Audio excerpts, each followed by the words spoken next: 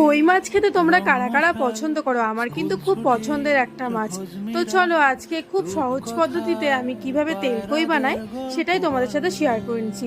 প্রথমেই কড়াইয়ে সর্ষের তেল গরম করে মাছটাকে লবণ হলুদ দিয়ে মাখিয়ে খুব ভালো মতো ভেজে তুলে রাখবো। এরপর একটা বাটিতে গুঁড়ো মশলার একটা মিশ্রণ তৈরি করে নেব। তাতে নিয়েছি হলুদ গুঁড়ো, কাশ্মীরি লঙ্কা গুঁড়ো, ধনে গুঁড়ো আর সামান্য লবণ দিয়ে জলে গুলে নিয়েছি।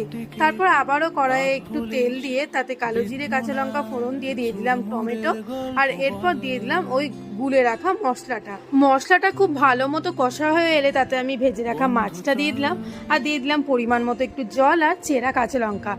ঢাকনা দিয়ে খুব ভালো মতো মশলাটা কষাতে থাকবো যতক্ষণ না তেল বেরিয়ে আসে। এরপর তেল ছাড়লেই কিন্তু আমার মাছ রান্না একদম কমপ্লিট। আর বাড়িতে ধনেপাতা থাকলে ওপর থেকে একটু ধনেপাতা কুচি অ্যাড করতে পারো।